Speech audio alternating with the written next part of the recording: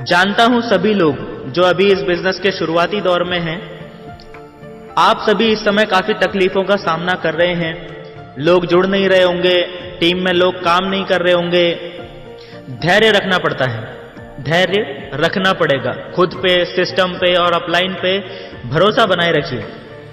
शुरुआती दौर में आने वाली मुश्किलें एक्चुअली आपके धैर्य की परीक्षा ले रही होती हैं। अब ध्यान देना, आपके पेशेंस को टेस्ट कर रही होती हैं। लोग आपसे कह रहे होंगे, कहां बेकार के चक्करों में पड़ गया, ऐसा कुछ नहीं होता, कोई करोड़पति नहीं बनता। एक स्टोरी आज आप सबसे शेयर करना चाहता हूं इस वीडियो के माध्यम से। यह स्टोरी हमारे अपलाइन ने मुझे सुनाई थी। उन्होंने तो मुझे यह स्टोरी एक बार सुनाई थी, लेकिन मैंने यह स्टोरी खुद को हजारों बार सुनाई है और आज आप सबको सुनाने जा रहा हूं। स्टोरी ज्यादा लंबी नहीं है, लेकिन अर्थपूर्ण है, और अगर आप इसके अर्थ को समझ पाए और वहीं पहुंचे जहां मैं आपको पहुंचाना चाह रहा हूं, तो मैं गारंटी देता हूं कि दुनिया की कोई भी ताकत आके भी आपको या आपकी टीम के किसी भी व्यक्ति को नेगेटिव नहीं कर पाएगी।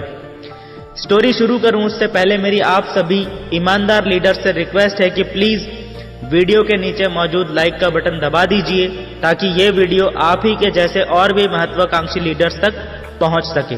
तो चलिए स्टोरी पे आते हैं। एक बार की बात है, एक जंगल में एक हथनी यानी एक मादा हाथी रहती थी, और उसी जंगल में एक बिच यानी एक कुतिया भी रहती थी, जो कि उस हथनी की दोस्त थी। अब जंगल में जानवरों का प्रजनन काल आया और वो दोनों ही प्रेग्नेंट यानी गर्भवती हो गई। दोनों को बहुत खुशी हुई, दोनों ने एक दूसरे को बधाई दी। अब 3 महीने के बाद उस कुतिया के, उस बिच के 6 छोटे छोटे पपीज हुए। अभी हथनी का कोई हिसाब किताब ही नहीं है, क्या हो रहा है क्या नहीं हो रहा है, कुछ पता ही नहीं है। और उस बिच ने 6 सुंदर सुंदर पपीज को जन्म भी दे दिया। यहां तक तो ठीक था। अभी इसके 6 महीने के बाद क्या होता है, वो जो बिच थी वो एक बार फिर से प्रेग्नेंट हो गई, और उसके 3 महीने बाद उसने फिर से 5-6 पपीज को जन्म दिया। और दूसरी तरफ 1 साल से ये हथनी का कुछ पता ही नहीं, क्या हो रहा है क्या नहीं हो रहा है। देखते देखते 6 महीने और बीत गए, और वो बिच तीसरी बार प्रेग्नेंट हो गई। फिर वो बिच जाती है उस एलिफेंट के पास और बोलती है, यार हम दोनों तो साथ में प्रेग्नेंट हुए थे शायद, क्या तेरे को कोई वहम तो नहीं है कि तू प्रेग्नेंट है? तू प्रेग्नेंट है भी कि नहीं? 3 बार तो मेरा ही नंबर आ गया, और 2 दर्जन बच्चे हैं अपनी फैमिली में, और वो भी अब बड़े होने वाले हैं। और तुम्हारा क्या लफड़ा है ये? अभी तुमको 1.5 साल तो हो लिया प्रेग्नेंट हुए, तो प्रेग्नेंट है भी या नहीं? तो वो मादा एलिफेंट यानी हथनी बोलती है, वो क्या जवाब देती है जरा ध्यान से सुनना। तो इस सबसे पहली बात तो ये है कि मेरे गर्भ में पपी नहीं पल रहा है, हाथी पल रहा है। पहली बात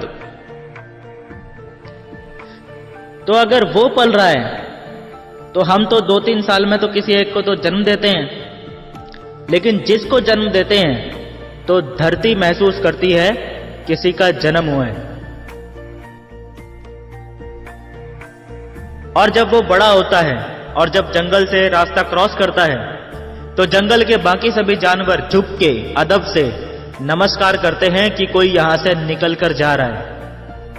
मेरे गर्भ में वो पल रहा है जिसको देख के वजूद लगता है कि ये कोई है, ये कोई खास है, पपी तो नहीं है।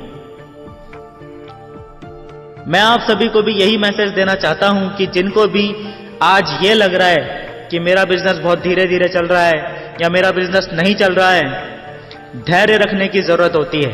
हाथी आएगा तो 1.5-2 साल में कोई एक ही आएगा, और वो एक आदि आके पूरे जंगल में हाहाकार मचा देगा।